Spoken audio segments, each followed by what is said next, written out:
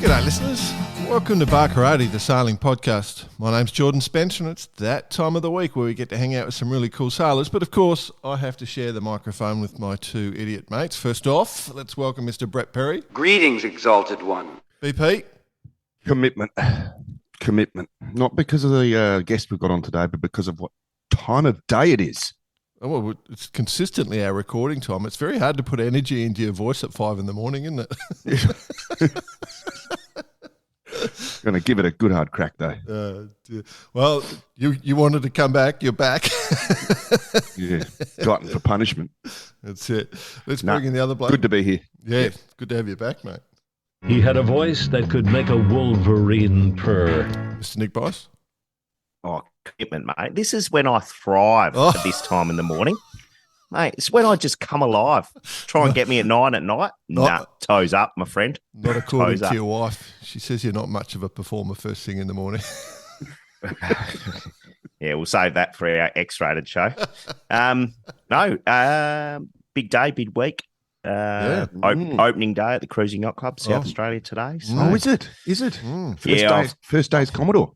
Had the suit pressed, ready to go. Oh. Have you got a nice sharp like press down the front of the in the chinos, the white chinos, mate. It's a fat man's dream, the chino.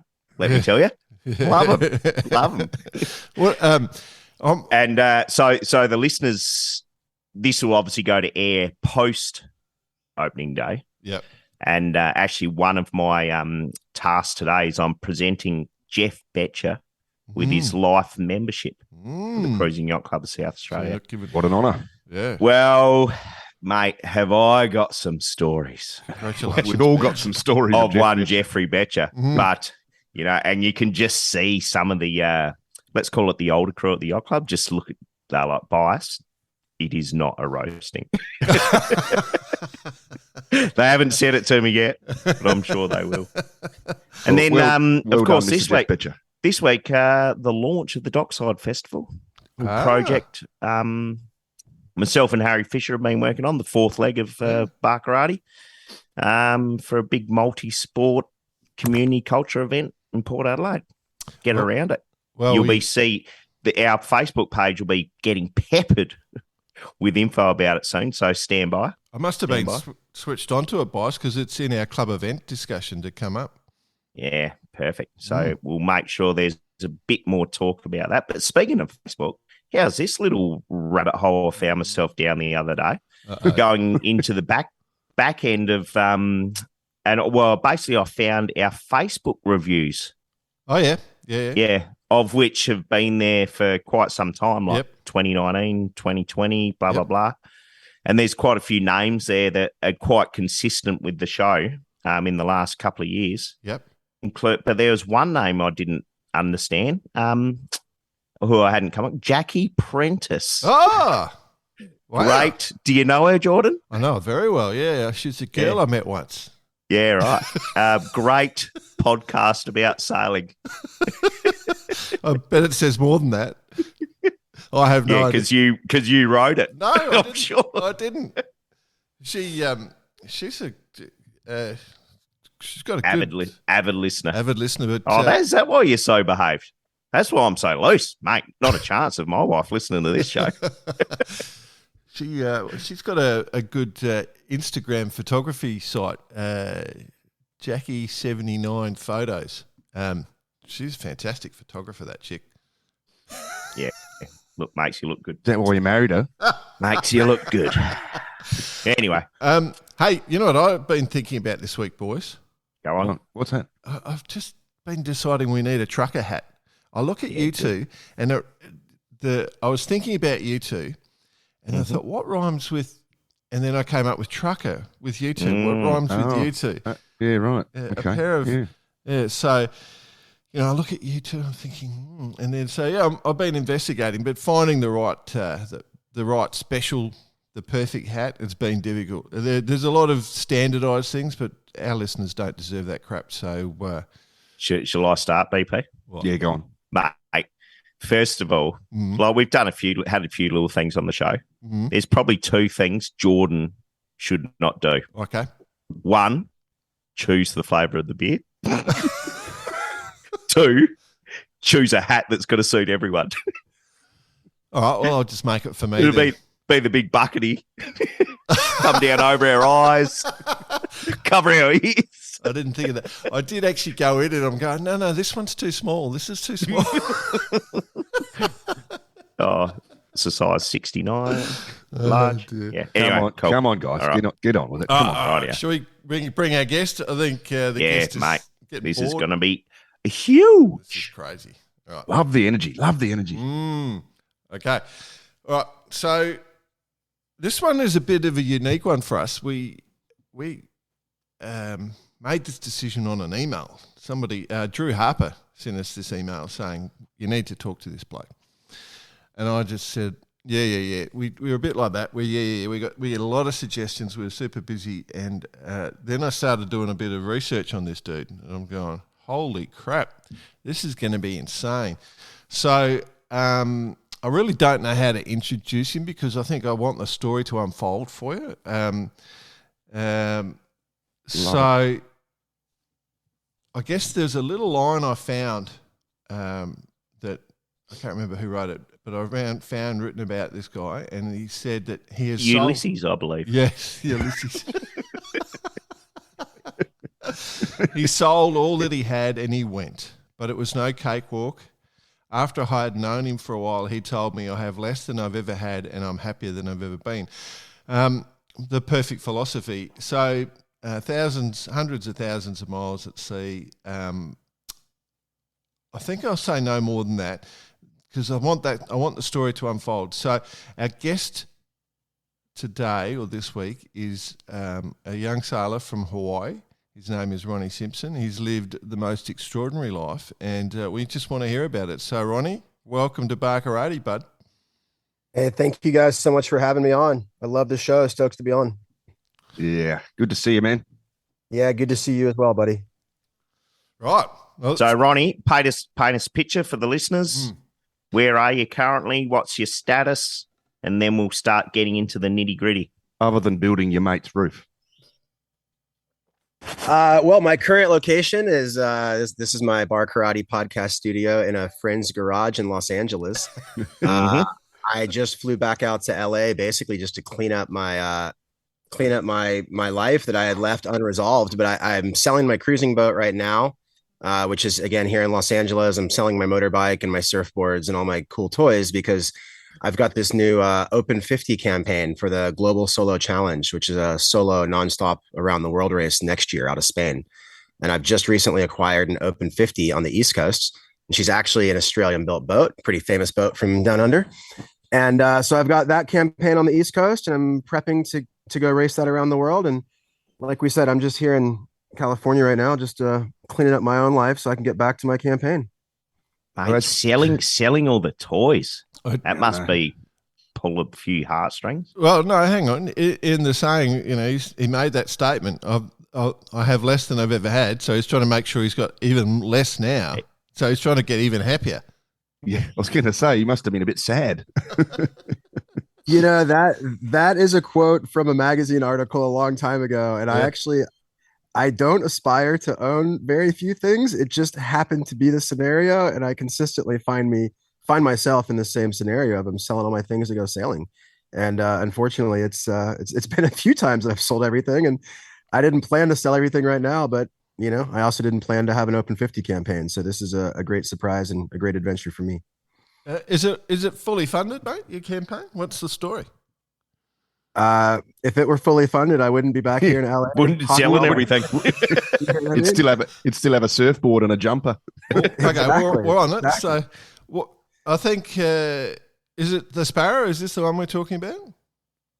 Yeah. So the Sparrow, which was originally designed and built in Australia, it was Alan Neubauer's boat for the BOC around a lone race back in the mid-90s. It was Newcastle, Australia when it was launched. Mm-hmm. So it was designed by David Lyons and built by Kanga Birtles. And anyways, that boat is on the East Coast. Yeah. And I've been East Coast of the USA, and I've been loaned the boat for 2 years to go race it in the Global Solo Challenge. And I've been, this just happened in the last few months. So I dropped everything and I've been putting this campaign together in rapid order. And like we said, I'm here now doing some fundraising the old fashioned way, which is to sell everything you own. You just mentioned loan the boat. Sort of followed us on from last week, Jay, with discussed being loaned boats. It's a pretty big thing to be loaned a 50-footer, though. Can you tell us a bit about how that's panned out? Yeah, it's a cool story. It's a buddy of mine named Whitehall Stokes, and Whitehall is a solo sailor from Southern California. And I actually met him 10 years ago, racing solo to Hawaii in the single-handed Transpac. So we actually raced against each other in the big West Coast. Did you call starboard on him? Starboard! I don't think he heard me. We were probably 300 miles away. Because, you leave the Golden Gate and you don't see anyone for like 14 days, and then you get to Hawaii.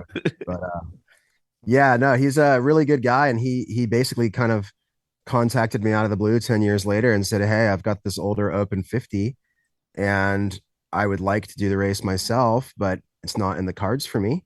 And he had just sailed the boat from California around Cape Horn to Maine during COVID. He had just put 17,000 miles on it, and he actually just had a nice refit in the shed in Maine. And yeah, he came up with a very short list that had two names on it, and it was me or Ryan Finn. I'm sure you guys are familiar with Ryan Finn.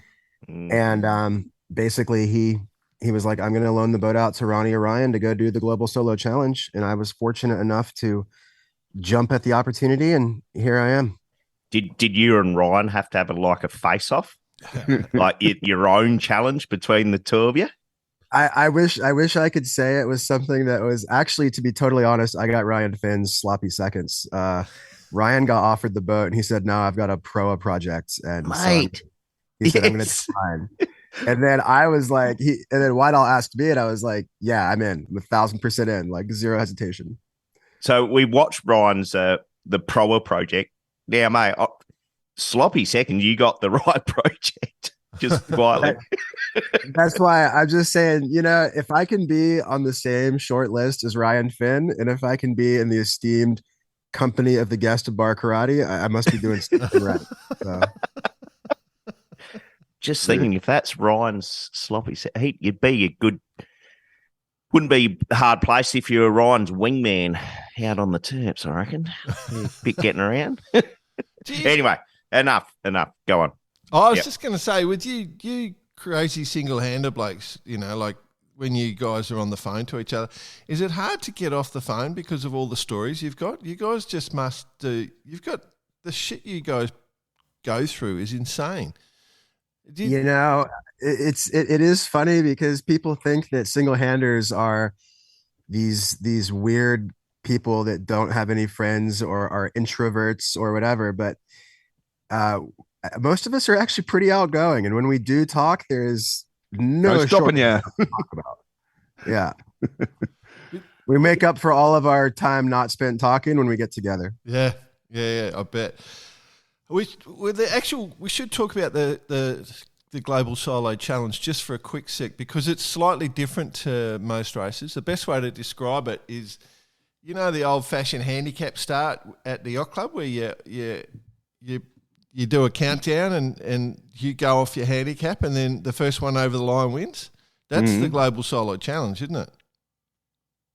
Yeah, exactly. It's like a giant pursuit race. So the slower boats start first, but instead of being separated by a couple seconds or 5 or 10 minutes, like at the yacht club, you're separated by literally weeks and weeks, and in some cases months. Yeah, that's crazy, isn't it? You have boats that are wildly different in speed, and I'm in the last start, which is the Open 50s, and you kind of have like slow cruising boats, and then some faster cruising boats, and then some race boats, and then you have class 40s, and then you have a big gap, and then you have the Open 50s. Yep. Yeah, wow. And it's not like an age with you could have a very modern one. There's no restriction on what sort of technology you throw at it or any of that stuff. No, and that's one thing that really attracted me to the race. You basically, as far as the solo kind of nonstop around the world races, you now have 3 of them. You've got the Vendée Globe, and then you've got the Golden Globe race, which is going on right now, and then you have the Global Solo Challenge, which is sort of in the middle. And the race promoter, the race creator, Marco Nanini, he's an O-Star guy. He's a short-handed guy. He's a class 40 around the world guy. He had this vision of saying, well, you've got the Vendée Globe, which is very restrictive because it requires an IMOCA 60 and a lot of money. Yeah. And then you've got the Golden Globe race, which requires, a very sextant. Exactly. And a pencil and a cassette. Yeah, the pencil to rewind your cassette. Exactly. You've got to go do film drops to drop off your memory cards out of your GoPro 10 because, it's like the irony. So you've got that race, which is very restrictive on the vessel choice. And then Marco created the Global Solo Challenge, which is just everything between, I think it's 30 and 55 feet LOA. So it's almost everything. 55 feet. Yeah. 32 to 55. Yeah. Yeah. I think Rob Knox's boat was 32, and I'm assuming that's why that 32 has come in. So yeah, no, you're all over it. Well, you're all over because it's your race. So yeah, it should be a really cool race, and I think it's a really cool race that, to go pursue a nonstop around the world race. Yeah. And what date does that one start, bud? The slower boats are going to be starting in the beginning of September. Mm-hmm. And they start all through September of 2023. Yep. And then there's a 1 month gap for the open 50s. 1 year's time, basically, is the best way to describe it from when this goes to yeah. Actually, my start, I'm in the final start, and it's 1 year from today. Wow. There we go. Good timing. Good timing. How's the timing? I thought you were going to say the S&S 34s actually started 2 months ago. Yeah, on the Open 50, I've got to spot the S&S like 200 days. I don't know. It's probably true. So, hey, gents, why don't we just draw a line in the sand right there? Yeah. Like, that is the now. Yeah, but how'd this all happen, mate? Yeah. Like, what did you do? Like, how'd you start sailing? In Hawaii, how'd you start sailing? Did you have your own proa back in the day? What's the story? Ryan's the legendary proa sailor, not me. Yeah, I did not grow up in Hawaii. I call Hawaii home now. I actually grew up in Atlanta, Georgia. I grew up in Atlanta, Georgia in the Southeast US. And I think my story from a sailing perspective and in many other ways, it starts with when I was graduating high school was 2003. And that was right when the war in Iraq was kicking off. And due to a variety of reasons, I signed up for the Marines, and I ended up in Iraq right after my high school graduation. So in 2004, I was in Iraq in the U.S. Marines. Jesus Christ. That's crazy. Yeah, no, it was absolutely crazy. What's crazy is actually war. Yeah. And so I was out of high school at 18. I was in combat well under a year later. And so I ended up getting pretty seriously hurt in combat in Iraq. I came home pretty messed up and in a medically induced coma and with a lot of physical injuries.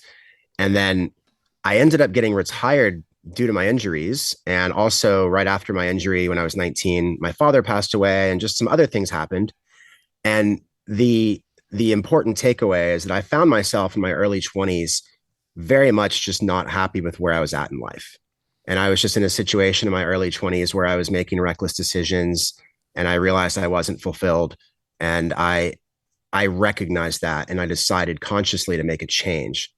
And this precedes the comment that Jordan started off with earlier, the quote where I said I had fewer things than I've ever had, and I was happier. It was when I was 23, it was basically bailing the life that I had in Texas, and I moved to California and I started sailing. And for me, that was really like the beginning of my rebirth, of my evolution as a person, of me creating a new identity for myself post my combat and my war experience. I mean, sailing was so critical in my life. And so I got into sailing, and then within a few years, I had started racing solo to Hawaii from California. I did 2 of those. I had sponsors, and I made it pretty early on in my sailing career. I just became very captivated with the Vendée Globe. And I've been following the Vendée Globe, and I ended up like I said, doing a lot of solo racing, and I've also done a lot of media stuff around the world.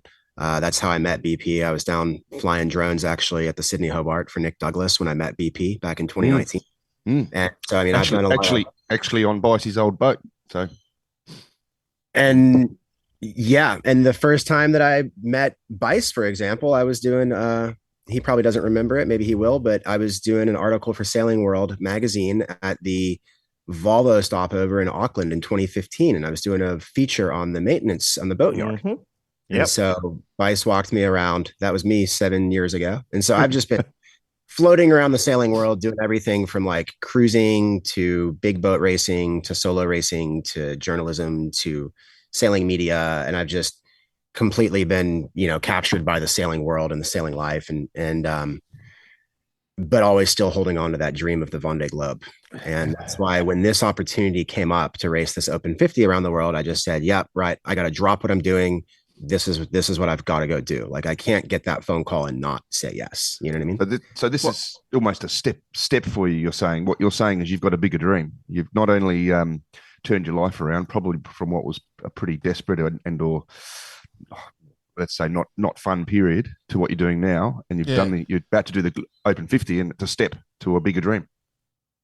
Oh yeah, 100%, 1000%. And that's the energy I'm putting out there in the universe. And that's what I'm trying to manifest. Like, my goal is the Vendée Globe. It always has been. I've always been very just captivated by it and driven by it and just so compelled. There's such a gravitational pull from that race to me. And really that has inspired most of my sailing endeavors. And so you just look at the things I've done throughout my career. I've been trying to put myself in this scenario so I can eventually be in that position of doing the Vendée Globe. And that's the reason that I immediately jumped at this opportunity. If this were the end game, to be 100% honest, I would not be as fully committed as I am financially and otherwise, if this were the end game. Well, Bar Karate has that about. Get prepared for a wild ride, my friend. Hey, Ronnie, just back to the reckless decisions. You probably noticed we all went pretty quiet right there because all we were worried about is not getting in a punch up down at the Ramsgate Hotel. No, there was more at that age. Yeah. But no, the swap, like, tell me about that, or the mental capacity. Is this just something that happened in your head? There were individuals involved.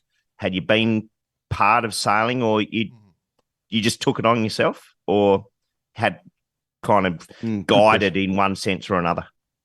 Well, I definitely took it on by myself. I did not have any, family history or connections with sailing. I didn't grow up. Like I said, I actually grew up in Atlanta, Georgia, and we grew up on the water, but it was more like at the beach and doing powerboat stuff, not any sailing.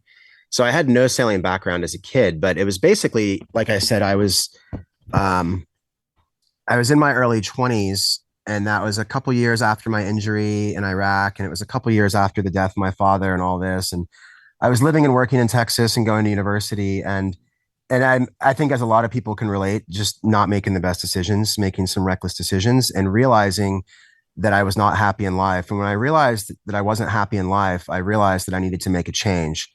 And that was sort of like, I realized that I was searching for something, but I didn't know what. And then just through this chance discovering sailing on the internet in 2007, I decided to like radically change my life. And then I fell in love with sailing. And once I began sailing, I think as you'll know, you find a lot of mentors. So you might start this endeavor of getting into sailing and not have any mentors, but it's the first skipper that you crew for on a twilight race. It teaches you how to sail. And then, you go meet some local sailmaker who runs a big boat program, and then he gets you on a really flash big boat, and you get some delivery miles, and then you start getting paid for stuff, and then you got to quit your real job and you got to start being a yacht rigger, and then you start doing this, and you got to start hustling as a sailing media journalist on the side, and it's just like one number of things that grew so that I could pursue really sailing full time. And it's just, but that's the cool thing about sailing. And I'm always having this conversation with friends. It's just like, how fortunate are we to all get to go sailing, and how fortunate are we that we chose to make sailing part of our life? Every time you're getting paid a paycheck to get off of some crazy race boat or work on some cool project, or even make a podcast and have this kind of platform that you guys. We don't get paid. No, I know. Well, eventually. There's 2 points I do have to make here. I do have to bring up. One is just for overseas listeners, in Australia, after you finish high school, we send our high school kids off to another unique experience. Instead of sending our kids to war, we send them to something called schoolies. And what a lot of them don't return. They have a week, and it's an amazing experience for these youngsters. They have a week of drinking and shagging, basically, and that's what we do to our kids leaving school. So I'm terrified that you Americans have to go and do that stuff. So I feel really bad for you, mate, because I know which one I'd prefer to do. But the second one, finding sailing over the internet is intriguing for me. Can I just ask the one critical question? What was it about sailing that made you go, I want to give this a go? What was the thing that triggered you to go, yeah, I want to give this a go? Because maybe that'll trigger other people. It was the facts that you could. It was the facts that you could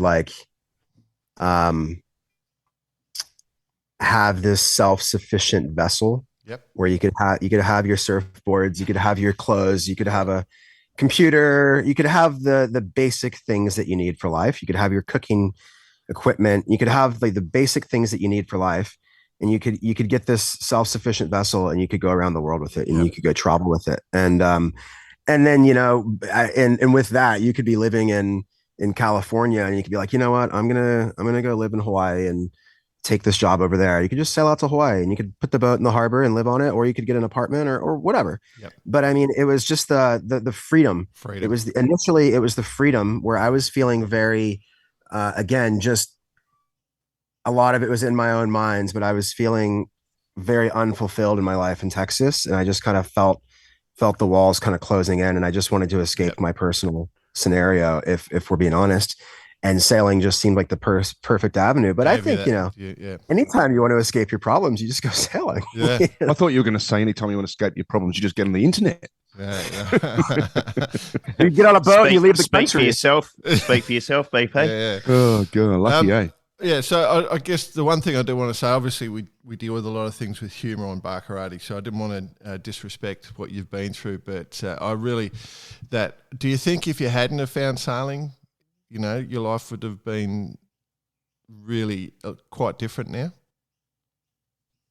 Yeah, it's so hard to say how it would have been different. That's the cool thing about life is that every decision that you make every day could radically change the course of your life forever.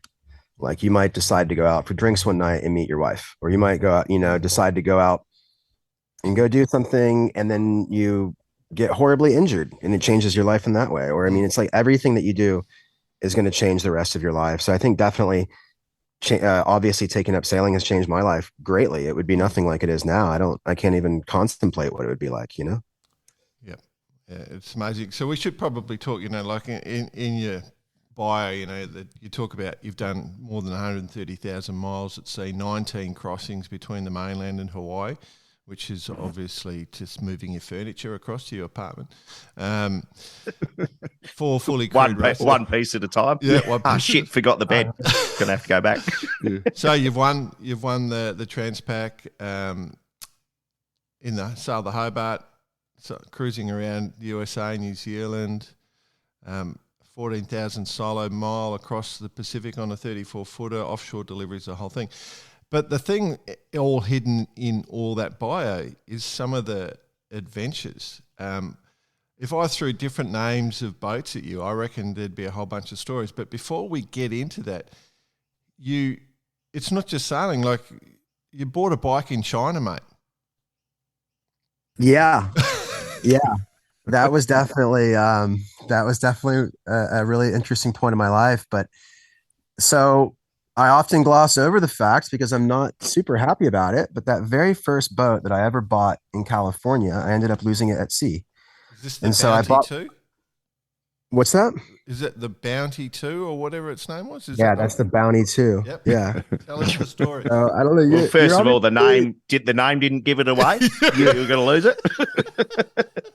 So yeah, that was the first boat I ever bought. That was back in 2008. And a few months after learning how to sail and beginning sailing, I took off solo for Hawaii. Um, and I was actually better prepared than a lot of armchair admirals on the internet like to give me credit for. But I was actually I got into some really, really heavy weather that was very, very rare for that time of year. It was like the tail end of the cyclone season, and there was a Category 4 cyclone named Norbert that spun up, and I wasn't near the eye. Norbert, damn you, Norbert!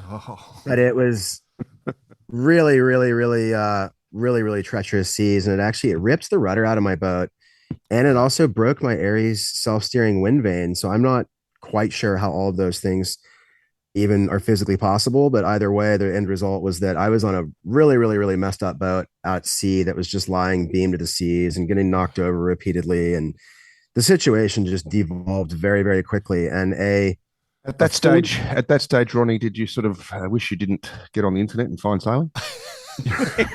Damn you, internet! yeah. At that stage, that was not a fun day, and I never felt like death was imminent, but I did get into a situation where I made the hard decision to pull the ripcord and live to fight another day. And I had been offered a rescue on a container ship, so I took that rescue. It took me about 18 hours to make my decision, but after a couple of knockdowns and trying to rig up the bathroom door to a spinnaker pole to make a rudder, and I was like, there is no way this is going to work. I eventually took the rescue, and I ended up in China. And a few months later, I was on a bicycle from China all the way across Asia and Europe for 7 months. Where do we start with this?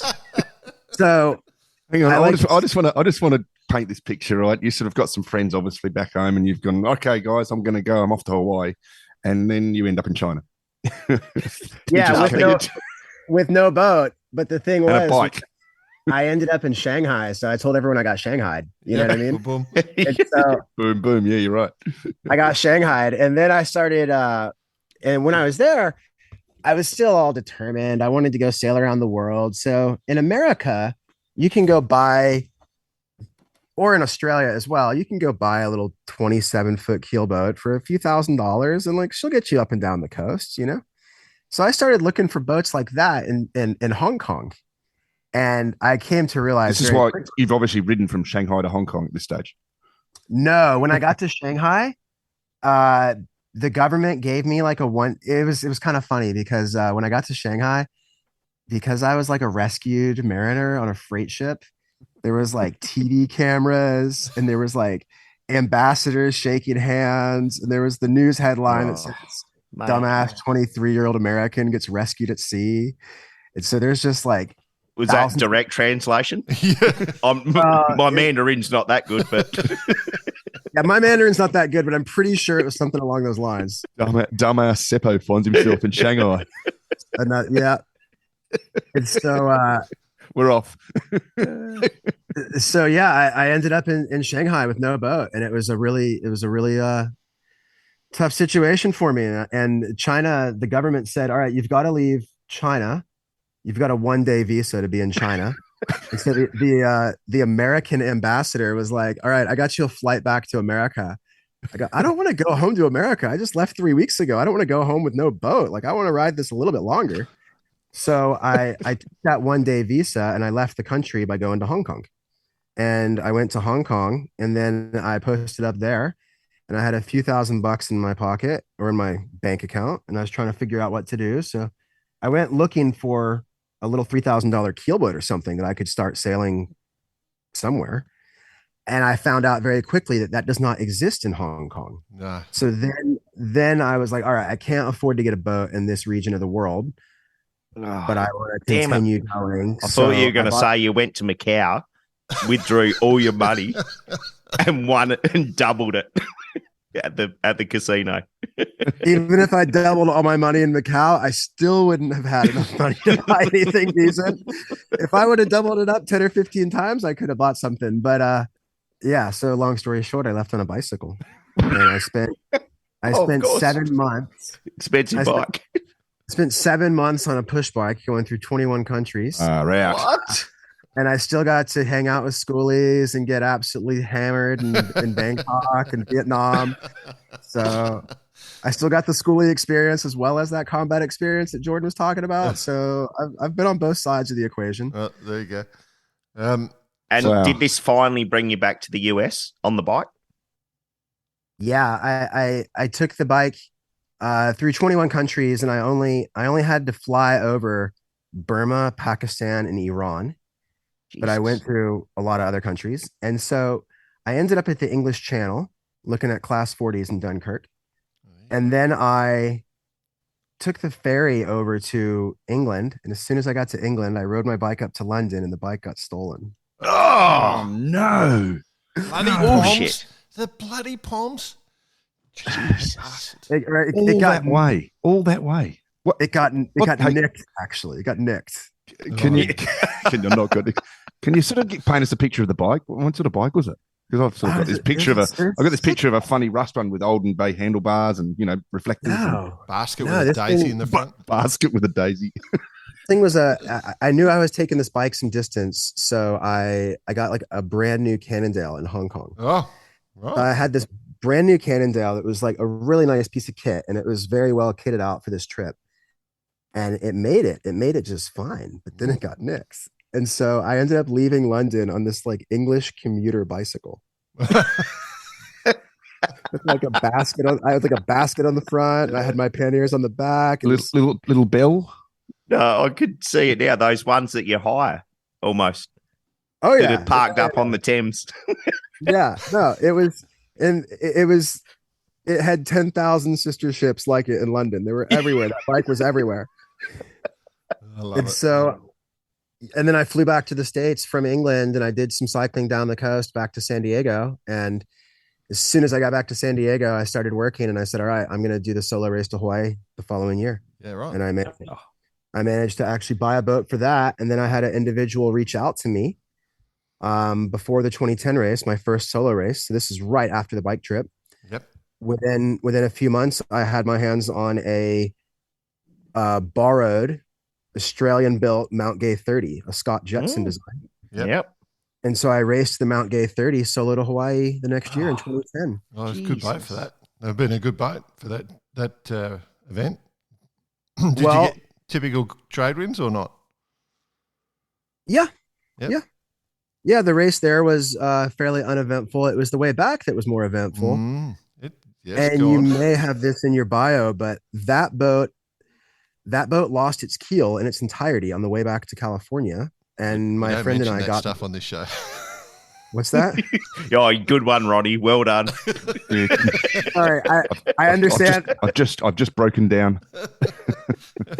I understand that a double-handed 30-footer losing a keel offshore might be a bit sensitive on Barcroft right now, but it actually did happen. And we got the boat back under our own power, though. We took on a bunch of fuel from a freight ship, and we took on about 200 liters of fuel and jerry cans from a big freighter, and we put it in that one-cylinder Yanmar, and we just ran it as hard as we could to get back to California. Wow.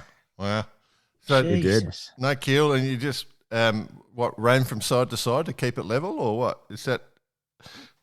Well, the boat had enough just inherent hull form stability that it didn't tip right over when it happened, but we realized something was badly wrong. Yeah. So once we realized what was wrong, and we already knew there was something happening about a day before it fell off, it gave us some warnings that it was falling off. As you were starting to use your fuel up, did you notice the boat getting more and more tender as you got closer to the coast? Well, what I did notice is that she motored about 2 knots faster. Is that right? Yeah, sure. She was a 5-knot boat with that keel in it, but once you had that little one-cylinder Yanmar and no keel, she would do 7 all day. Water skiing behind the thing, mate. You had the no wetted resistance. You had half the displacement. She was a rocket ship with no keel. Wow. Didn't go upwind very well. No. You struggled a bit upwind. So, Jesus. You lost one boat underwater. Like, are you just filling up the ocean between the US and Hawaii so you can, like, have you got construction job. You're creating a land bridge and you're just putting the fill in at the moment, and that's what the 19 trips backwards and across are? Is that what's going on? Well, I haven't lost any more boats since then. Okay. So now I'm 19. I'm 19 for 20, and 95% success rate sounds a lot better than a 0%. There we go. Nicely put. And then that was the shit part about it with the keel, is that after I lost that first boat, I raced the Mount Gay 30 to Hawaii, and I lose the keel on the way back. And the owner actually wanted us to ditch the boat. Oh. And I just looked at my mate that I was with, and I said, "There is no way I'm going 0 for 2 right now." Mate, I've already bloody ridden from China. I'm not doing that again. Well, no, I just didn't want to go 0 for 2. There's no way to recover from 0 for 2. No. You know what I mean? So yeah. I was like, if I have to swim this boat into shore, I will. Wow. And then I guess to sort of bring the tally back to equal, you've gone out and rescued a boat too. I think is it the Bella Bartok? Is that right? Remember that? Yeah, that was actually a pretty crazy story. In 2012, doing the single-handed transpac, I was doing it on a Moore 24, and by 2012, I actually knew how to sail. Yeah. So I sailed a really good race, and I came from behind, and I won my division in that race, and I was really proud of that. Well done. And so shortly after I finish, they say, "Hey guys, an individual in the fleet has abandoned his vessel due to a medical emergency." And what happened was he had a simple cut. It's one of these stories that you hear sometimes. A simple cut turned into a really, really bad infection. So he had a super gnarly infection on his body, and he opted to get off the boat. And so he hopped onto a freight ship, and that freight ship, the captain of the freighter was a sailor. Right. And he said, "Hey mate, set your monitor wind vane downwind on a port jibe and unfurl half your jib." And off it went. So they rescue this guy, and then we still had the tracker, and who went to China. No, he got a straight ride back to Oakland, man. He drew the short straw, didn't he?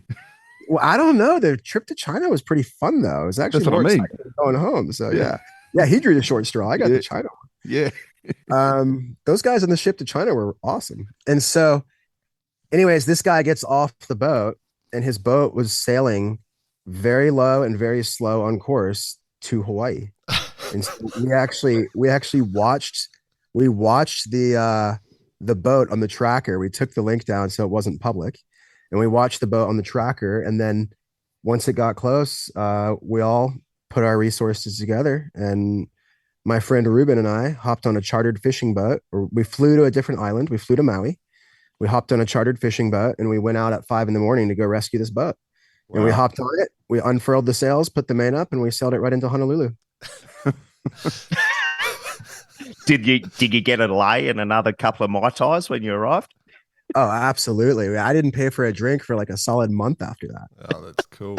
That's cool. I'm intrigued though, because Bicey's gone to sea quite a lot, often with the festering disease, and they've never had to lift him off the boat. But only thing that cleans it up, my friend, salt water. Ever heard of Ceylon?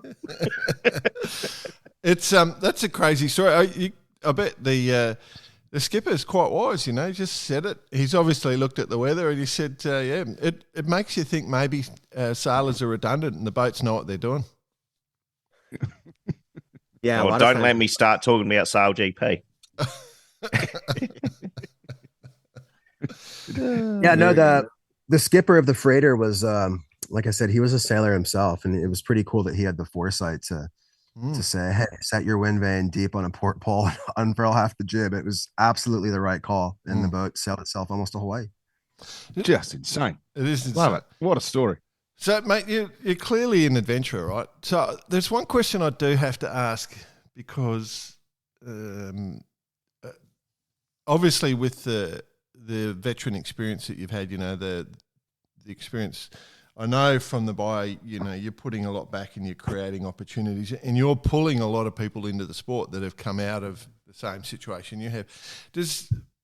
Maybe we can talk about that, but I just want to understand, with the injuries you got, is any of that ongoing? Does it affect your sailing at all or not?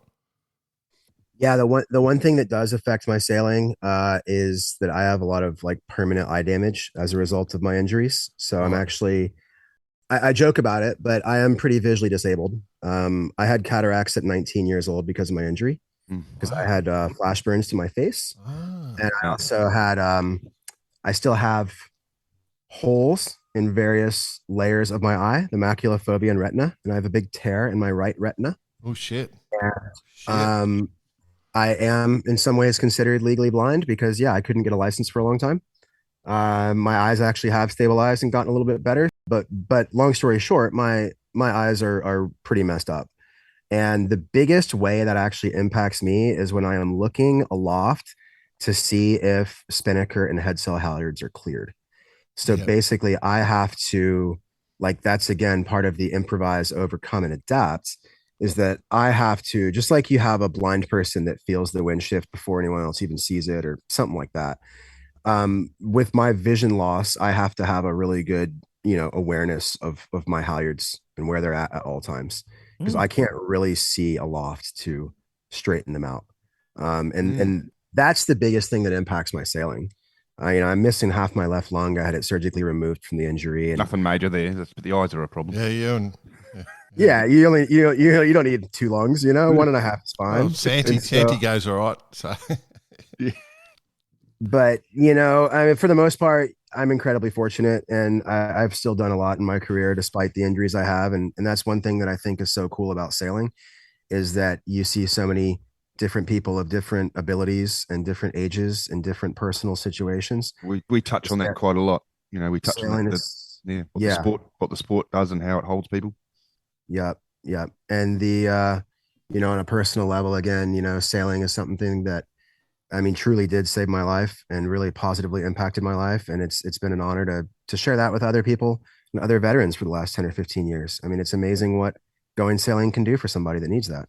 That's a really good point. You just said other veterans. Do you have a lot to do with that? I mean, that's something you must feel very close to. I know at some stage you probably wanted to run away from it, but do you feel that is something you can offer? Yeah, no, and it's exactly like you just said as well. You hit the nail on the head. I did actually run away from the whole military thing for about 8 or 10 years after, Sure. Everyone would. or maybe 6 or 7 years after my injury. And then, I kind of came back to it around 2011, 2012, and I actually started getting very involved with taking veterans out sailing and working with various veterans groups.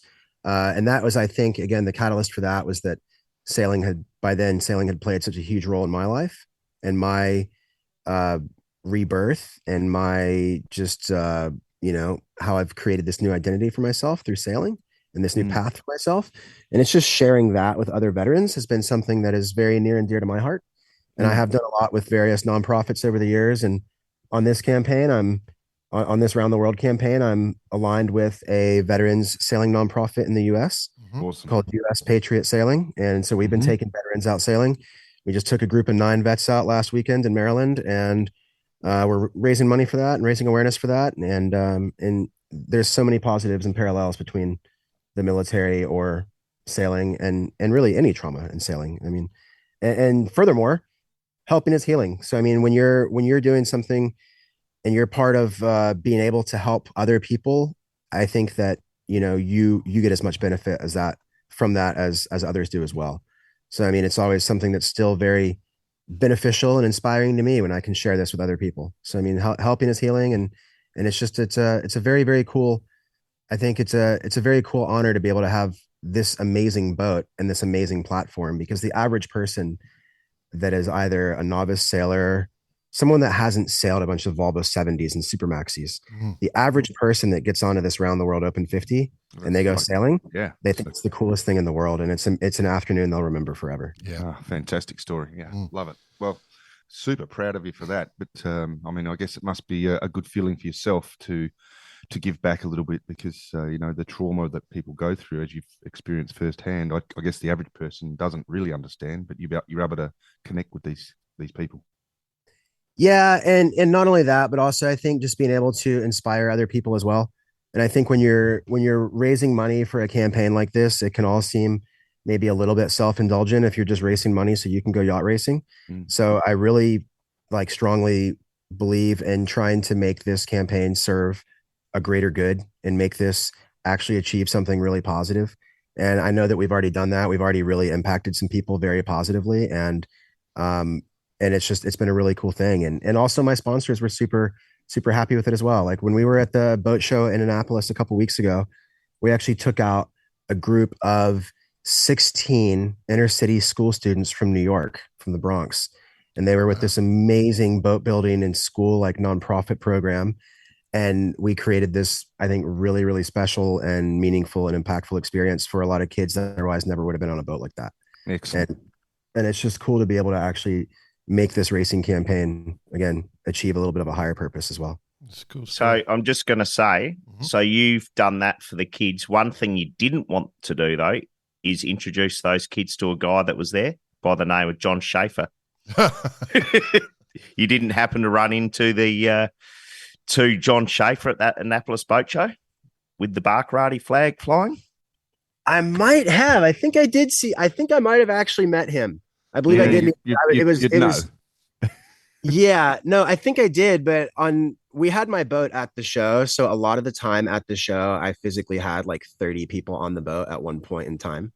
And so I was so busy that a lot of people were like, "Oh, hey, I'm so-and-so." They would come by to say hi, but I was like giving out tours of this boat all day. So I believe I did meet him. I'm not 100% sure. Yeah. So is your boat still in Annapolis or where is it? Yeah, it's in Annapolis. So I left it there on a mooring ball. She's pretty hard to find a berth for on the East Coast because of her depth and size. So she's in Annapolis in a safe spot right now. And I've got to, like I said, come back to California and sell my cruising boat. And I've actually got a couple meetings with potential corporate sponsors next week. Oh, good. And then I'm back to Annapolis for a few days to put a bunch of running rigging and a new stack pack and sail cover on the boat. And then I'm right off to Metz in Amsterdam. So I have a lot of European sponsors that have come on board the campaign now. And we're going to be doing some press stuff over in Amsterdam and also trying to engage some other sponsors and hopefully find my real title sponsor. And then right after Metz, I'll be back to the boat. And then I'm heading south towards the boatyard and towards a haul out in January. Well, the Metz, a lot of people from Metz will be listening because obviously Bicey's face is Bicey's photo is the face. He's the face of Metz. The face of Metz. Oh, absolutely. You know, I'm in the background. You can see me standing behind him. But, you are the background. Yeah, of course, Tobias. But yeah, Metz. You'll have have you done Metz before? Because I mean, have you ever? I'm a bit worried Ronnie, about your liver. We'll take this offline. Yeah, I think it's probably best. Yeah. We'll take you under our wing. We'll have to save your liver. So with the 50, what do you need to do apart from all that stuff you just described? What else do you need for the race? Yeah. So the 50, she's a really good boat. First off, she's a really good boat. She's done two solo races around the world. She's done 2.5 laps around the world solo. She's had a lot of miles put on her, but she is in quite good shape. She just had a pretty big refit in Maine at the Maine Yacht Center, and those guys do a fantastic job. Huge shout out to them. They prep all the American Vendée Globe boats. So the boat just had like a new, mast track and cars. It just had new rudder bearings, which was a pretty big job. It had some structural jobs done. It had a couple of repairs done. It had the keel off and sandblasted and everything else. So structurally, the boat's quite good. That's the good part. So to answer your question of what I need, disposables. I really need like right now, the top thing is electronics, and that's what I'm trying to piece together right now. I don't know how, but it's easy. We left some capacity. I'm going to be. I was just going to say, mate, we left a really good marine electronic expert unconscious on a beach in the Netherlands on his Bucks night a few years ago. He's probably still there. Well, I'll go look for him. I'll just walk around looking for a drunk marine electrician. But, you'll be able to follow the cable ties he's cut off and not picked up. Yeah, right. So no, hopefully, like I said, I really need electronics right now just to get across the Atlantic with. My autopilot is not a workable solution right now. The install and the drive is awesome. it's the right setup, but I need new electronics. So I'm trying to get the money and everything else for some new B&Gs. I have a lot of work being done to the boat. We're doing a quick refit in January in Florida. And then we're also going to do the final refit for the race starting in about June or July over in Spain, which is where the race starts. We're going to do the refit right there at the yard at the starting line, basically. Yep. And I'm doing a full inventory of sails from Elvstrom Sails, Danish sailmaker, and they're coming on board the campaign. It's not all official yet, but it's official enough to announce, and they've been amazing to work with. But I'm doing a full new inventory from Elvstrom. I'm doing a full suite of furlers from Facnor. I've got a bunch of new running rigging going on the boat from New England Ropes. So I've got a huge box arriving today, actually, that I'll be splicing up. We're going to be doing a bottom job on the boat, our final race bottom over in France with copper coat. We're going to also be doing a full vinyl wrap to the boat when it's out of the water in Florida. I intend to go across the Atlantic on my current standing rigging, but I do intend on changing the standing rigging in Europe before I go around the world with it. And like I said, we're going to have brand new electronics. I'm not sure how that's going to happen, but we're going to make that happen. And that's going to be in January. Matt's will sort you out there. You'll find the team. Yeah, you'll be fine. That's why I'm going to Metz, is to engage with Elvstrom and Facnor and Richard, but also to look for electronics and potentially a title sponsor. And yeah, I mean, the boat is just, there's a lot more work to be done, but she is an old proven vessel and she is in good shape currently. And she's quite a quick boat. And I think she's a very strong boat. So the rest is up to me just to have all the peripheral bits like the sails and electronics and everything else working right and all the systems. And just gotta go do a lot of filming.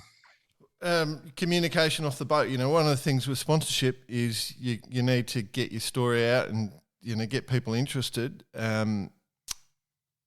What's the plan? So you covered with that sort of stuff, so you can get data off the boat.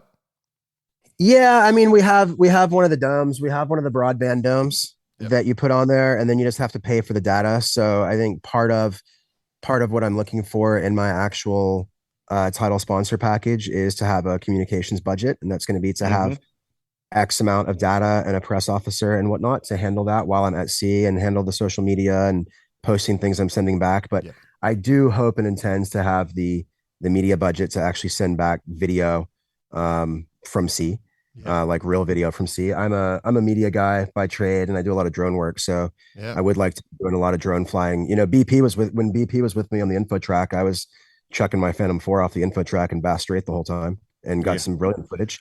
So I definitely hope to, be getting a lot of really good footage from the race course and sending it back as well. So any sponsor that jumps in on board can feel pretty comfortable that they're going to get good coverage because you've got the ability to produce it. Well, yeah, absolutely. And I think that's one of the things that makes me an interesting candidate for this race is that, we joke around about losing a boat at sea and losing a keel and all this, but I've put together a pretty impressive sailing and racing resume on everything up to 100 footers. And I've been a student of the game for 15 years. I've been to the Vendée Globe as a journalist. I've written about these campaigns. I've studied these campaigns. I've done media work professionally. I'm an award-winning sailing writer for several magazines and outlets. And it's combining all of those skills that I think are going to make me successful at fundraising, but also sailing the boat and getting the boat on the race course. So where can everyone find you, Ronnie? I've got a feeling you're going to get a few hits on the website here, I reckon. Yeah, I really hope so.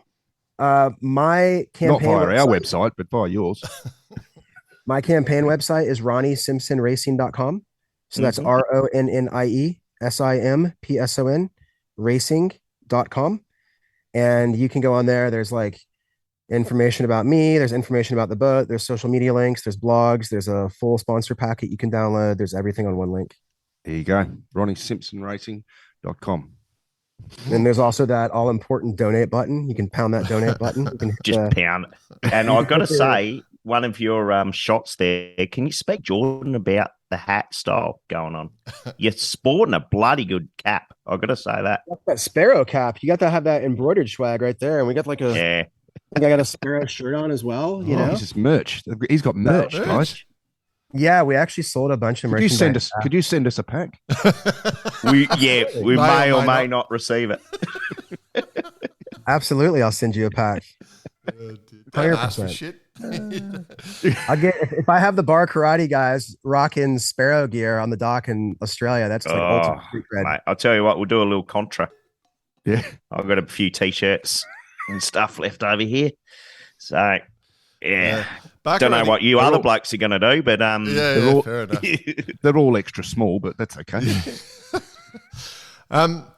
It's cool. Did we get everything out then? Are you still? I think we interrupted you mid spiel, mate. Anything else you wanted to mention then? No, I'm just really stoked to be on the podcast. You guys have had some amazing people on here, and I've enjoyed listening to your podcast. I listened to them on deliveries, and in fact, a funny story. Drew Harper, the guy that reached out to you and said, "Hey, you've got to have Ronnie on your podcast." Drew is a former employer of mine. He owns a sailing school and charter company that I used to work for in San Francisco. Okay.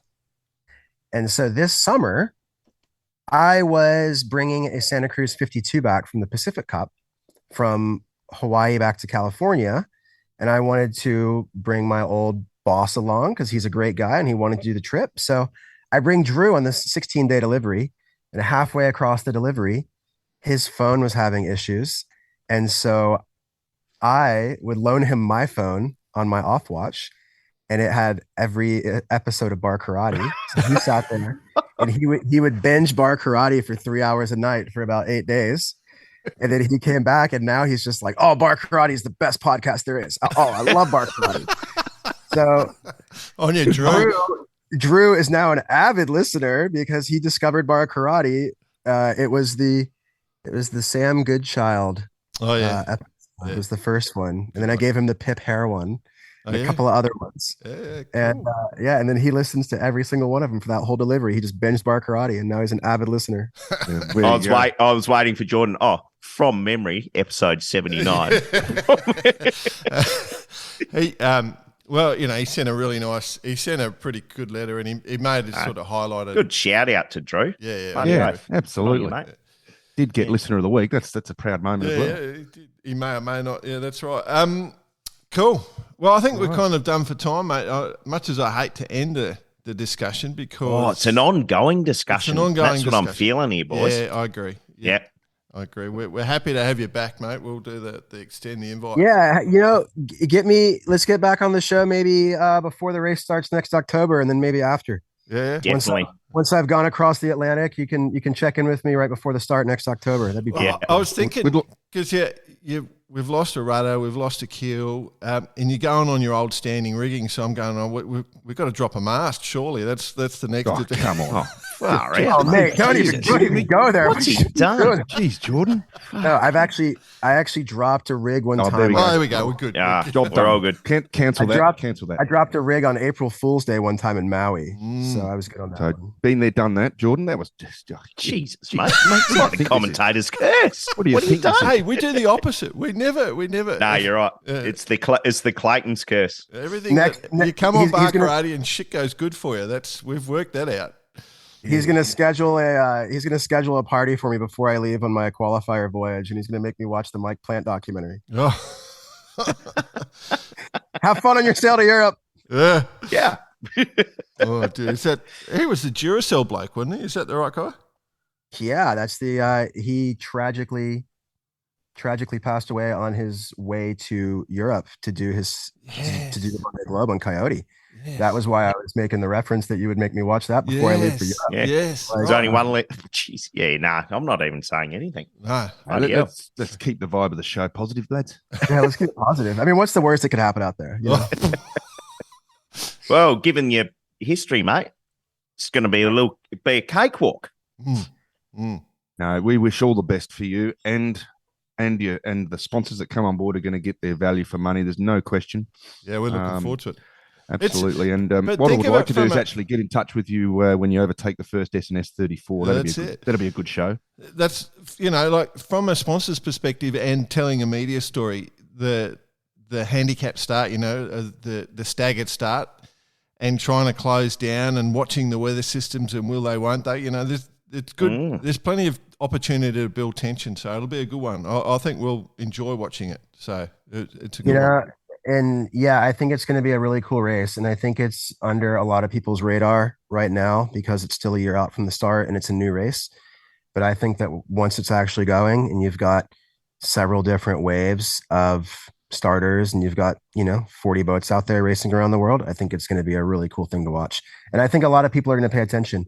And so I do, again, feel that like we're going to be going the full corporate sponsorship route with this, hopefully. And it's going to be a fully kitted out boat, full branding on the sails, full vinyl wrap boat, full media team, all this. So, I mean, I think it's going to be a really cool thing to follow. Very good. I'm just looking at your pictures now of the boat. Must have been when it was for sale originally. Yeah, you need some electronics, mate. Yeah. So shout out to all our mates at Mets. You'll see Ronnie there. We'll put you in the right direction, mate, before you get there. To chat to a few guys. Yeah. We may or may not know the right guys. All right, mate. It's been a ton of fun. Really appreciate you taking the time to join us idiots, and looking forward to the rest of your stories, mate. Thanks so much for having me on board, guys. Nice to chat. Good on you, mate. Well done. Cheers, Ronnie. All right. Cheers.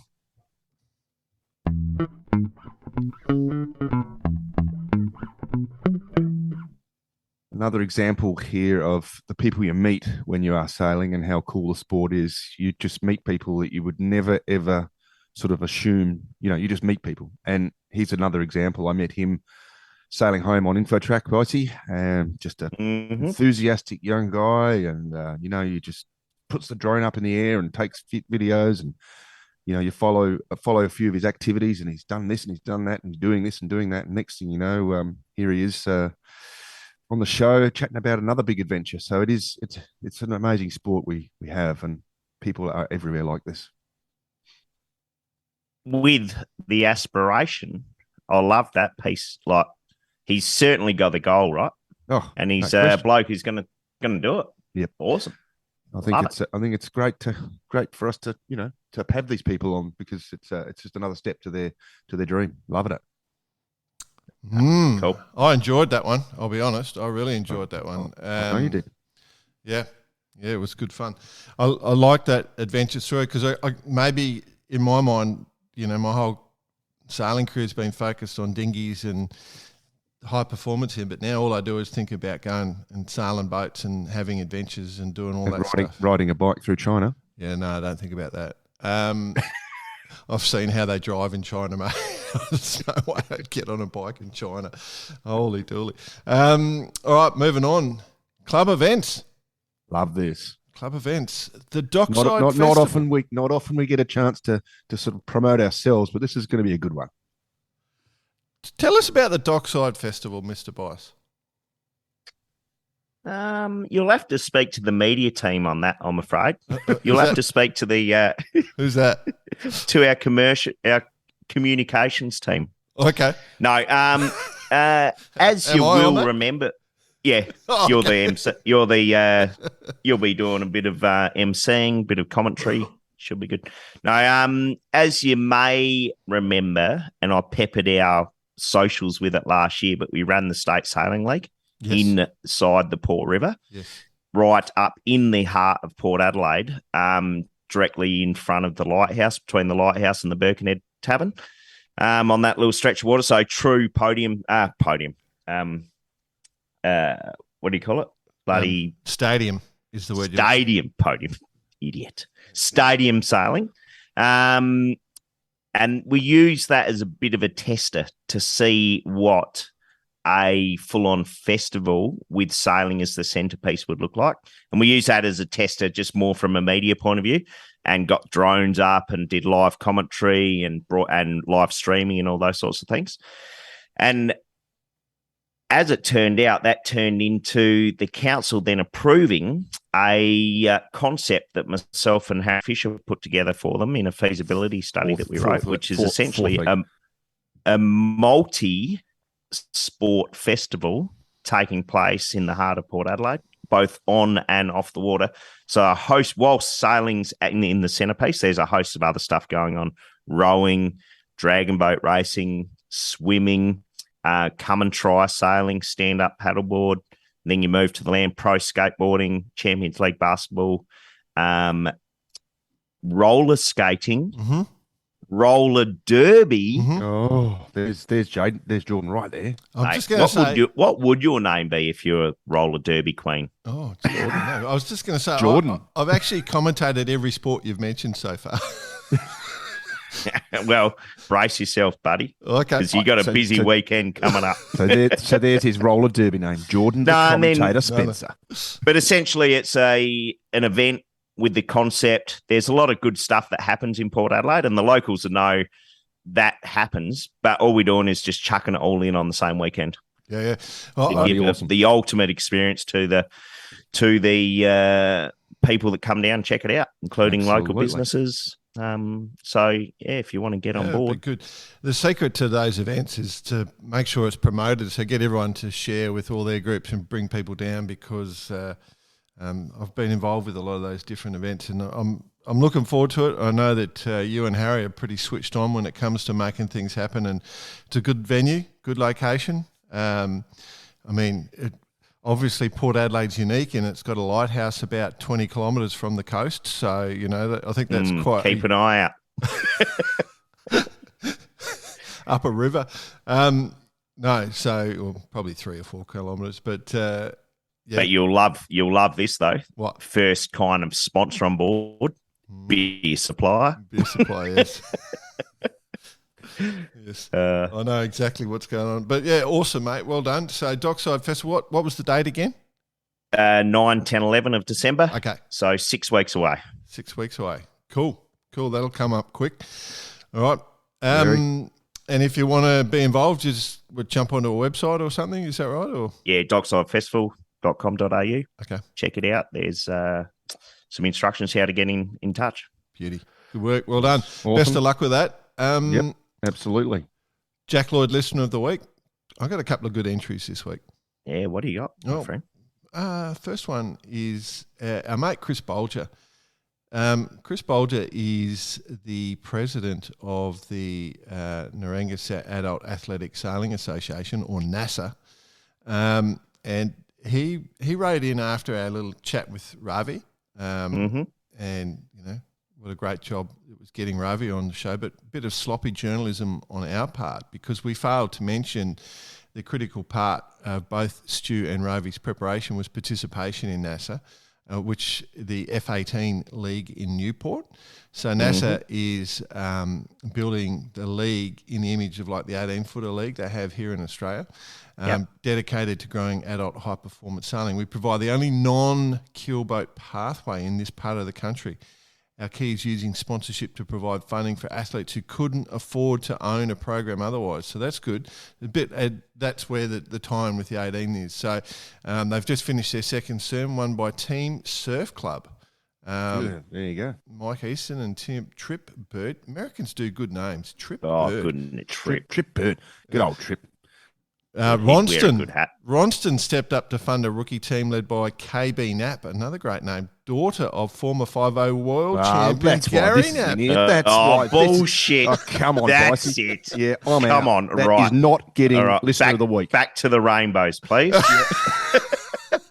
Anyway, so 3 of their teams were in the top 10 of the world, so which is pretty good. All the 3 highest placed US boats and father-son team of Lars and Olin Gook placed 6 at the Worlds. Another great name. And winning the pre-regatta and stuff. So basically, and then look out for their teams on the USA Women and Youth America's Cup teams, where you'll see a bunch of NASA sailors. So not bad for 2 years of operation.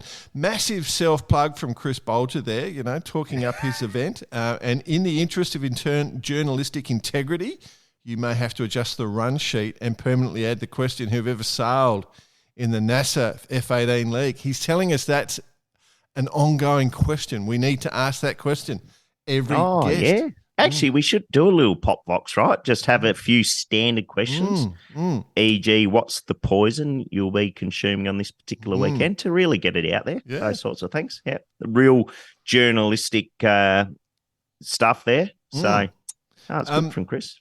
So that was a good one, I thought. I think, I lean to that.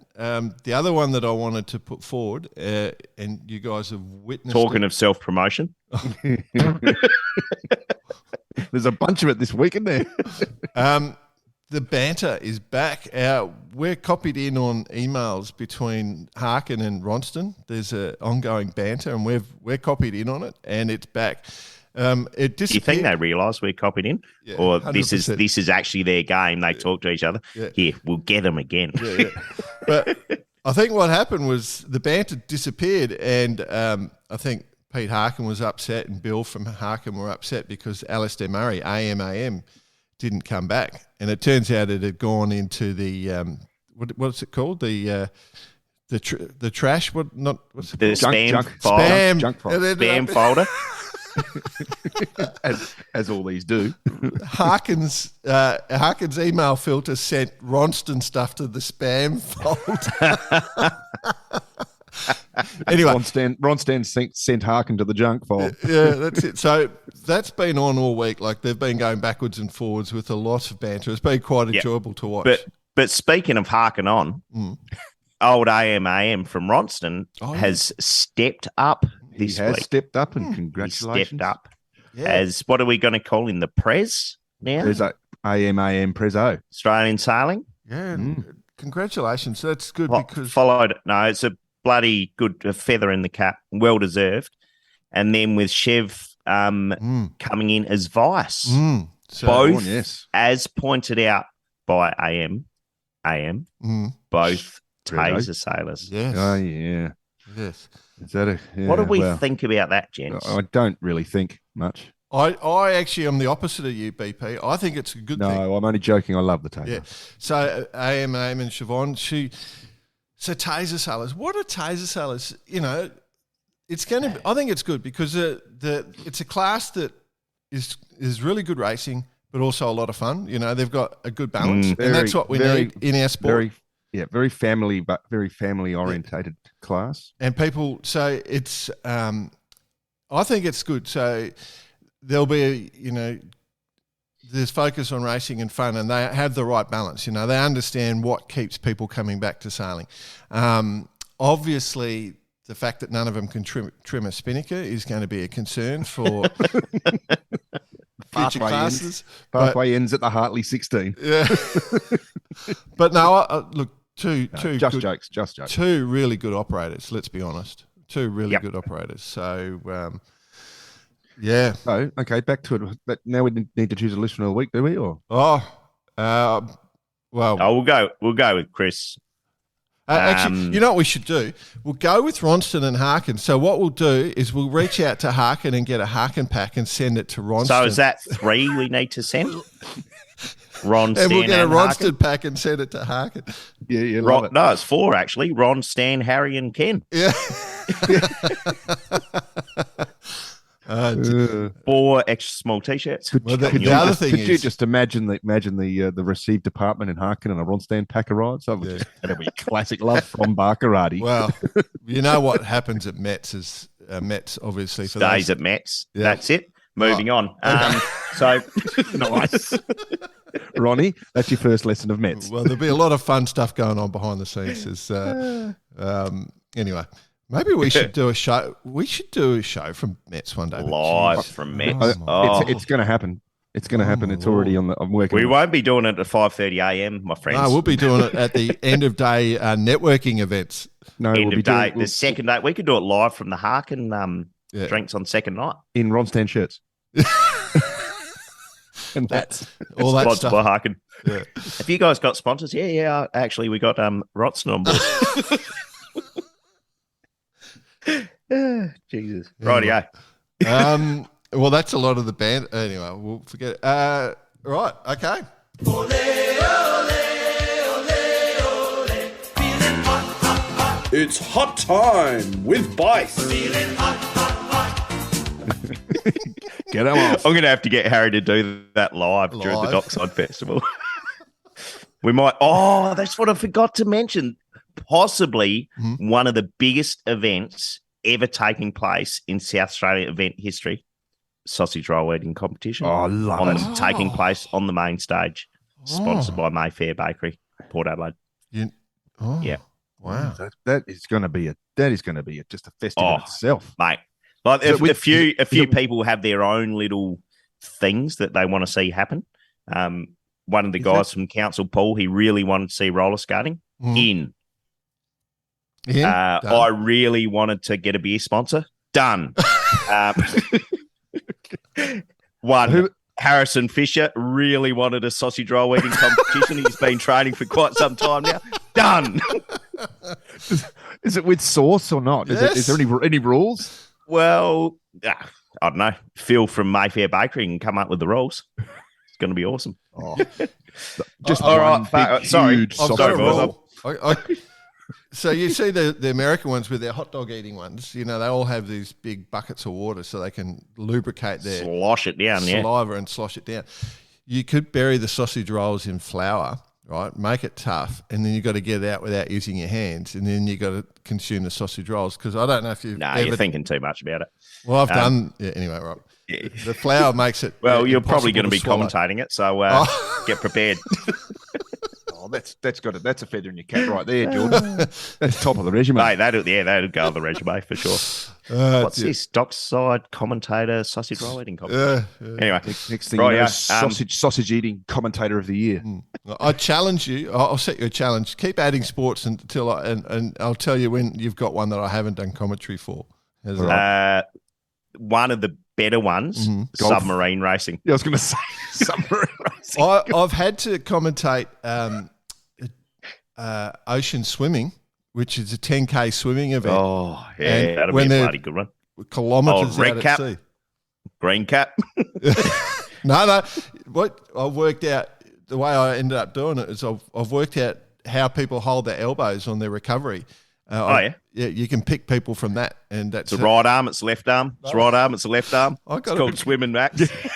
Mostly followed by the other right arm. Anyway, we diverge. We diverge. Get on to your topics. Throw us your topics, boys. Topics. 11th hour. Oh, fuck. Sorry. Cut that bit out. No, we don't cut. Oh, okay. World Sailing Awards. Yes. World Sailing Awards this week have there's a few good ones there. I'm just talking to it a little bit here. So, first of all, the 11th Hour Sustainability Award goes to Green Boats. Yes. For pioneering the design and manufacture of natural fiber products and components. Yes. That's cool. Sustainable alternatives to conventional composite materials. Yep. Love it. It is all go in that field, as we discussed earlier. Yes. Absolutely. Love it. Absolutely. Team Australia, Sail GP, Team of the Year. Team of the Year. No doubt on that one. Next, Bar Karate Curse strikes again. Yep.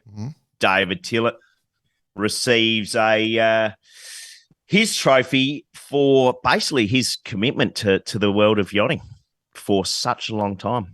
Yep. The Beppe Crocci trophy. Yep. I believe it's pronounced. Of course, you may nailed it. May not be wrong. And then, of course, winners.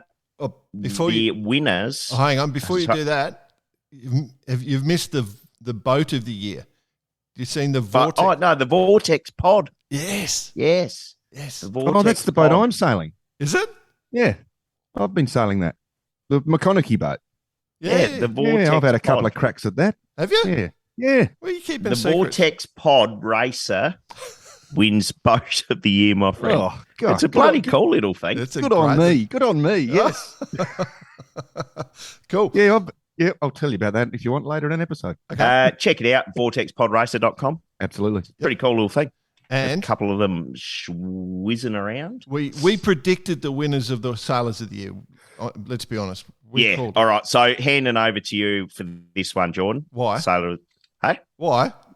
It's your take the glory, my friend. No, well, you predicted it last week. We did. So congratulations to Ruggero Tita and Caterina Banti, the Italian duo who have been dominant in the NACRA 17. It is just, there's no question. So they've been both named the male and female Rolex World Sailors of the Year. And there was no question. They have been phenomenal. Absolutely have. winning by incredible margins in what is one of the most competitive classes going around at the moment. Well, particularly for catwhackers.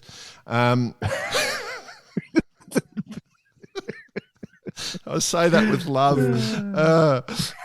We've done so well. We're doing so much cat stuff recently, and we keep dropping it in there. And have you got the tally going, Bicey? How many times you said catwhacker? Yeah.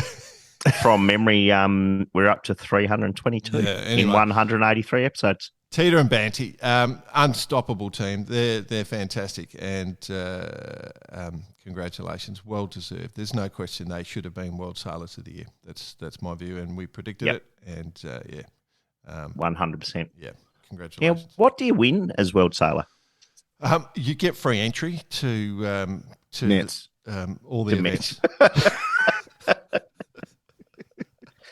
Well, is it a Rolex? Do you win a Rolex? No, you go down to your local Burger King and they give you one of the paper Get crowns. A voucher. Yeah, and the crown. I'm actually looking at the sponsors. Mm-hmm. So we've got Hempel, so you get yourself some anti-foul. Mm-hmm. Rolex. Mm-hmm. Tom Slingsy will be phenomenal on port tack because all his Rolexes are on his left arm. Yeah. SAP, a bit of software. JC Pindar, you get one boat movement to anywhere you want in the world. Happy birthday to Andrew, by the way. His birthday just yesterday, I think it was. Musto, you get yourself a Musto Land Rover down jacket, as myself and my good friend Carlin sport. But we have to have rosters when we wear them, so we don't wear them together. And then, of course, virtual regatta. You get a free entry into the next IMOCA. No way. You don't want to be doing that virtual regatta because BP's boat's still out there somewhere crashing in. I'm still going. I'm on my fourth lap. Mate, you've got off. You've walked up the bloody cliffs. I'm gone. No, I'm on my fourth lap. I'm loving it. It's lonely, but my laps are getting faster. I'm eventually working it out. It's creature of habit. You're in the right place at the right time. It's a bit easier. Anyway, well done. All right, okay. Moving on. What's next? Moving on. A bit of sloppy journalism on my behalf last week. What's that? Route to Rum. I gave the wrong starting time because I was actually reading that when the assembly period was taking place. Yeah. But start is Sunday, the 6th of November. For those that have been watching since last Wednesday, wondering where the bloody boats are.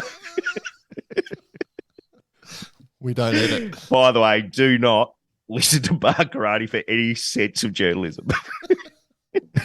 Because it may or may not be correct. Yep, 6th, mate.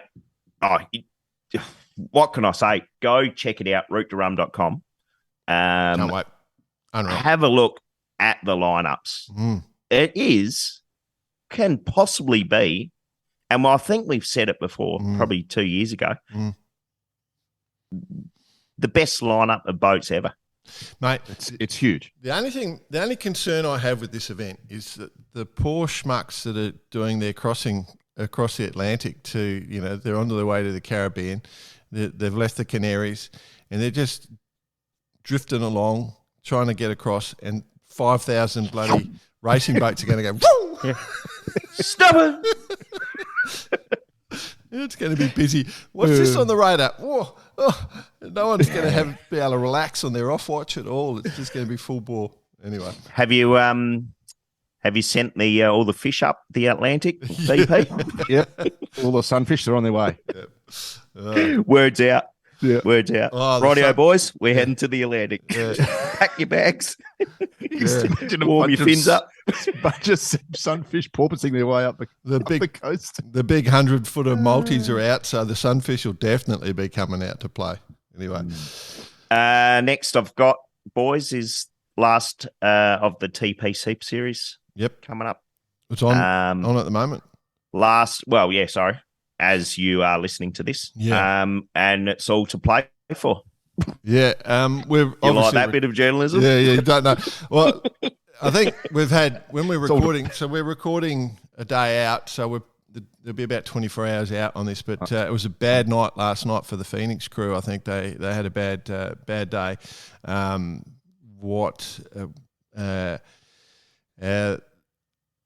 I was gonna call the boat Amway. Quantum racing. And yeah, so the Quantum team had a good day, and then the Phoenix team had an absolute shocker, picking up 10 points. So I think they were over the line early, something. But anyway, Barry strikes again. Barry Crocker. It's a good battle in the overall there between those two boats. That's why we mentioned them. But Quantum and Platoon, the top three privates are in third currently, but that will all change, obviously. But it's going on. We love the series, good racing, and they do live coverage. So if you are interested in it, you can jump on a daily basis and watch in. So that's cool. Next. Sorry, Bob. Next on the topic. What topic next?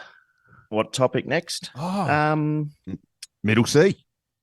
The Middle Sea race. Our curse strikes again. Do you realise that? Do you realise? I think BP just took over. Oh, sorry. No, that's good. I love it. No, go on. No. I was going to say they're still out there. They've just run out of food. It's the world's biggest retirements. It was a light one. I remember waking up on the morning of the third day. When the sun came up on the morning of the third day, and we're still at Stromboli. Yeah. But I think this is an even slower race. Yeah. This one. Yeah. That's Stromboli. What a place to sail around. That's good. So, what do you got for us, BP? Mate, Teasing Machines won it. Eric did Turkheim's boat, but Laurent Pages is on board. Yes. Oh, Loza. Nailed it. Yeah. Nailed it. I did read that, I must say. Yes. They were well declared winner based on that no one could have got there in time to take it away from them. Mm-hmm. So, they've probably collected the chocolates before anyone else has even finished. How close was it, the mod 70s? I think within a minute something between first and second. Yeah, well, how about that, eh? Good racing. How about that? I spoke to Chris Stone to congratulate him about the race, and I sort of reached out to Eric, and apparently Eric bought himself a Rolex a few weeks ago. So now he's got to buy a shitload more because he's got to buy them for the crew. So, bravo. Yeah, well done to a Teasing Machine and the crew aboard for sure. Yeah. They've been at it for quite a few years. When was that boat launched? 2017 or something, I think. Yeah, something like that. Had a good chat and they've kind of been up there and now walking away with the win. Love it. Well, that's what he says. It's his quote is, "I have a passion for 600-mile races," he continued. "It's like running a marathon. It's a mixture of being competitive 24 hours after 24 hours. You could add a couple more 24 hours onto this one. Yeah. And having the resistance and the teamwork. It was our 7th race, and experience counts for a lot." There we go. Bravo. Well done, Tape. Yeah. That's about all I got, mate. Apart from, one more. Okay. How cool are these the cup boats coming out? The trading boats for all the teams. Yep. The mules or whatever you want to call them. Yep. And quick shout out to a good friend of the show, Jody Shields, for sending some pictures through in what I would say from the right camera angle of the Poms boat. And let's just say we will not talk about it on this show. Okay. Okay, we won't. No, unless we want to be cut and all the feminists come at us pretty hard.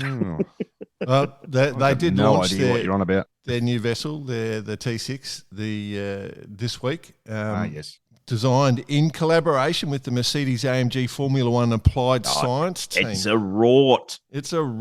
It is. I called it ages ago. All the F1 teams being involved. Well, that's it. So this is interesting because if you follow F1, which I do a tiny, tiny bit, they've brought budget limits into. You can't spend above a certain amount, and only one team this year has, and that's been the Red Bull team. And so the consequences haven't flowed yet. Red Bull have won. But the theory is that the Cup teams are doing all their technology development. The F1 teams are doing their technology development with the Cup teams. And I don't think Red Bull's tied up with any team, or is it? Well, apart from Alinghi Red Bull. But I'm just saying. Yeah, just nothing major. But Alinghi Red Bull, I thought were working with Ferrari. No, I don't know, actually. Well, I think I do. So I'm pretty certain they're working with Ferrari. So Red Bull missed out. So they haven't been able to sneak their other development through is what I'm arguing. But anyway, Yeah, so congratulations to the Ineos boys dropping their new boat. Not the prettiest boat, I'm going to say. Not the... Oh, are they ever going to be? I think that one that's zipping around in New Zealand looks fantastic. Yeah, mate. that looks pretty cool. Yeah, I love it. It does. Yeah. The Italian boat always looks good, although that paint job is a shocker. That's the worst paint job. Just so you can't see the lines. Yeah, I know. That's right. I know. Yeah, We talked about that last week. We should be illegal. We should be. Or... No. I want to add a couple of things into the discussion. First off, and really importantly, a big congratulations to Jessica Crisp. She won the Aloha Classic, which is the wave sailing event in Maui. How cool's that? How cool's that? At 53 years of age. She is a legend. I've raced against Jessica back when we were youngsters, and she just destroyed the opposition. Like everybody, like she's just unbelievable, that chick. And she is. I think I would have gone straight from doing the Wallies, and I'm not certain if she did do the Wallies or not, but I'm just assuming that she did. But they're just to cruise across and go and win the wave sailing at 53. There's hope for us yet. There's no hope for the rest of us. We've done too much damage, but she's a legend, mate, and deserves it. She's an absolute legend. So congratulations, Jessica. Just wanted to get that out there. Yes. I got one other thing I want to bring up. It's just a discussion point. I know we're well over time, but it's a good discussion point. Mm-hmm. The 18s are back, right? Mm-hmm. Scratch race this weekend. But the last few weekends, and I had this discussion with Woody many, many, many years ago, and they've been doing it, is where they do the pursuit race. They do a handicap race in that you've got a handicap and they have 3 different windward marks. Have you watched any of it? So no. what they do, tell. Depending on your handicap. So Woody's argument is, and Woody, for those you don't know, he's the main man behind the 18s. He's an iconic member of sailing. He's there forever. There's an episode on Bar Karate. From memory, 142. Yeah, John winning one. It's not 142. Jordan knows it's not 142. Anyway, so yeah, John Woody Whitting. Anyway, so I remember being in a car with him. We were driving along, and he's saying all the major events in Australia that people get behind are handicap races. The Sydney Hobart, the Melbourne Cup, the running race in Victoria, the what's it called? The Star. Anyway, it doesn't matter. The Gift. Yeah, the Stalwart Gift. Thank you. All handicap.